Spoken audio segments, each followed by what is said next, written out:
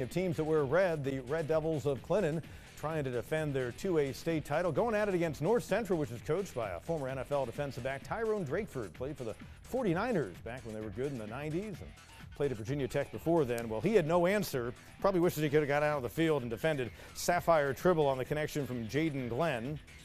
Rhett Gillum gets into the end zone for the Red Devils, who never look back. First meeting against North Central out of Kershaw County over in the Midlands. Clinton rolls 56-7. They're 8-3, and again, their non-conference, non-region games were against the losses were against some massive foes. Other action: Pillion and Liberty in the 2A Upper State. Jamaje Kareem. Paul Sutherland said he was going to be the guy this year. He has been. He was just over 1,000 yards coming in to the night. That was his 15th touchdown of the season. Tanner Elrod adds another, and going at it against the Pillion Panthers in the Midlands. Liberty gets to 8 wins for the first time since 2016. They win 35-14. Chesney went over to Fairfield Central Griffins and the Eagles season 50-21. And Chesney losing 4 of its final 5. Other action of the 2A Upper State: Andrew Jackson turns back 96, and Blacksburg has its season come to an end, falling at Chester 50-6. Abbeville is the reigning 1A champ. They're trying to win a 10-state title over the past 15 years. They got off to a good start tonight, although we're told they're a very young team, but we'll see how they do. Collins Brown into the end zone against a Great Falls team coached by former Gamecock quarterback Savell Newton. And Jamie Nichols had to be happy with what he saw out of Madarius Burton as the head coach sees his team take a 14-0 lead.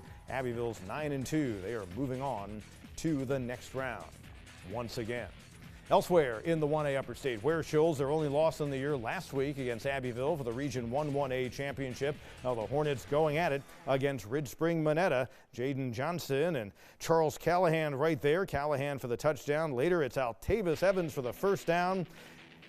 And the ground game for Ware Shoals working big. So is the defense. What a great season they're having. 38-0 winners. They're 10-1 and heading on to the next round in the 1A Upper State. Meanwhile, Dixie at home against Wagner-Salley, which made the trek up from Aiken County. This turned into a tight battle. Garrett Atkins, late second quarter with a field goal for Dixie and a 3-0 lead. Later on, though, Slayton Johnson taken down, and in the end, Wagner-Salley able to come away with a 5-point win.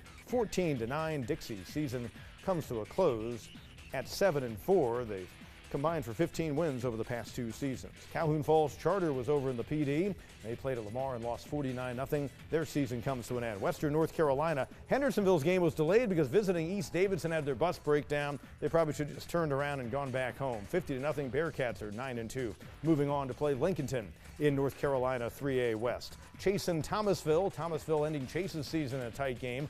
Polk County's campaign comes to an end. They fall at East Surrey. West Henderson looking to move on, and they cruise past East Rowan 42-7. North Davidson knocking out North Henderson in the 4A ranks 46-8. And RS Central goes to Wilkes Central and wins the battle of the Centrals 48-6.